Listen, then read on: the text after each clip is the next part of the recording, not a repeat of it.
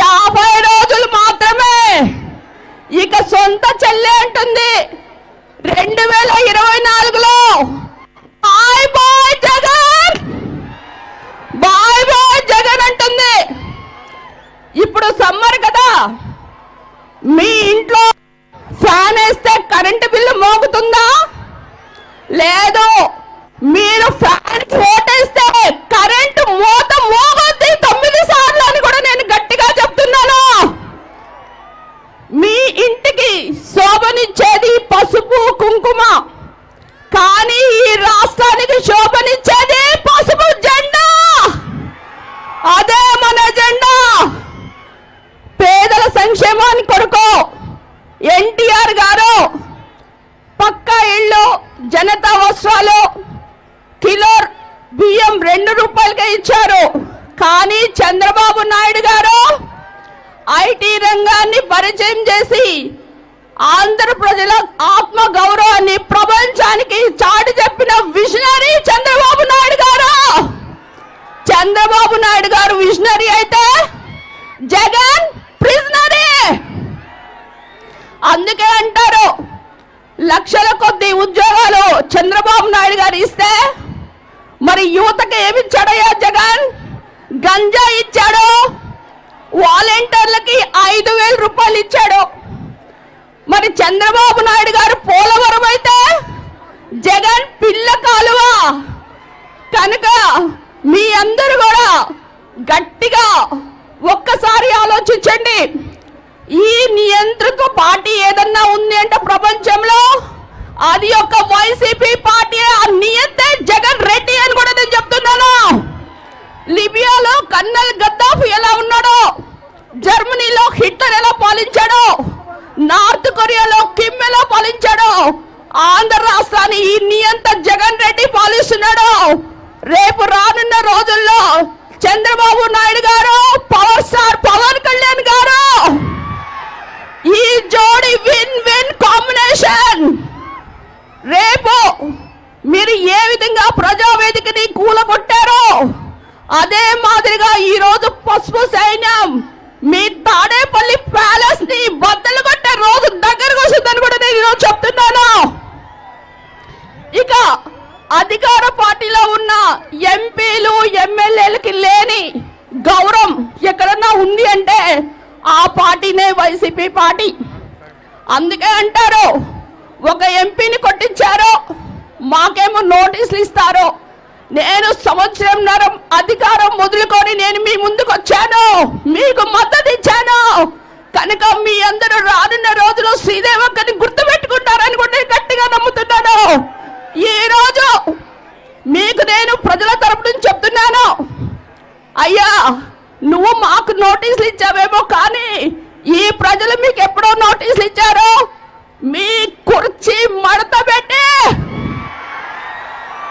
మీరు చొక్కాలు మడత పెట్టడం కాదు, ఇక్కడ బాపట్ల పార్లమెంట్ ప్రజలు దగ్గరలో ఉన్న బంగాళాఖాతంలో మీ కుర్చీ మడత పెట్టి అక్కడ చేస్తారు అని కూడా ఈరోజు నేను గట్టిగా నమ్ముతున్నాను. కనుక దళితులకు మీరు ఏం చేసింది ఏమీ లేదు. 27 సంక్షేమ పథకాలు రద్దు చేశారు, సప్లాన్ నిధులు డైవర్ట్ చేశారు, బ్యాక్లాగ్ పోస్టులు ఇవ్వలేదు. ఒక డాక్టర్ సుధాకర్ ని మాస్క్ అడిగితే చంపారు.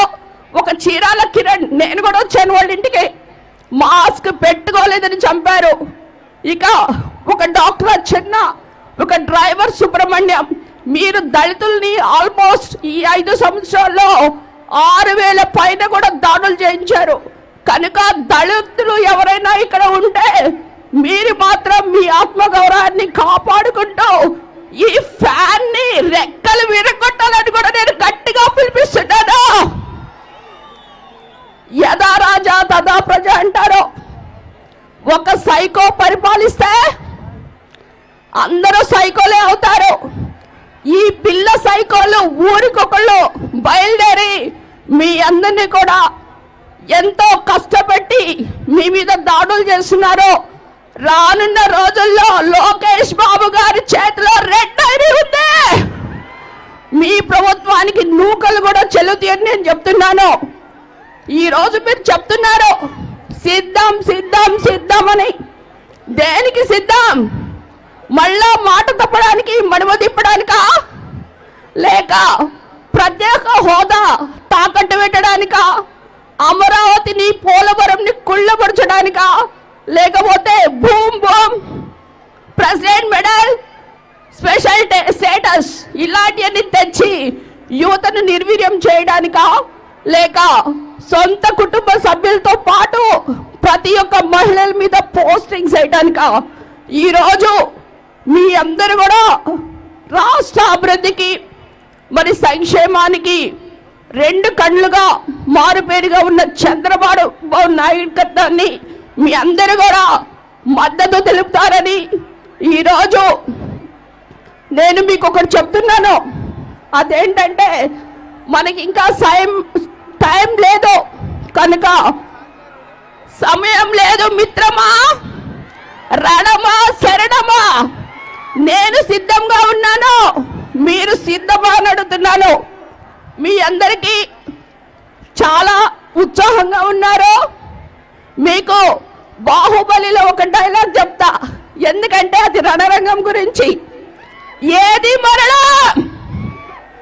మన గుండె ధైర్యం కన్నా శత్రు బలగం పెద్దదనుకోవటం మరణం.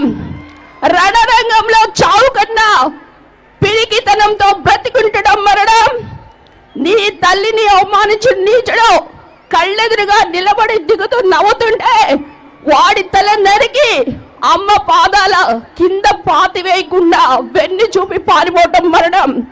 కనుక ఈరోజు ఈ రణభూమిలో, ఈ ఎలక్షన్ మూడ్ లో ఉన్న మీరందరూ కూడా తప్పనిసరిగా చంద్రబాబు నాయుడు గారికి మద్దతు ఇవ్వాలని రానున్న రోజుల్లో 2024 చంద్రబాబు నాయుడు గారు వన్స్ మోర్. జై తెలుగుదేశం, జై చంద్రబాబు నాయుడు గారు, జై జై లోకేష్.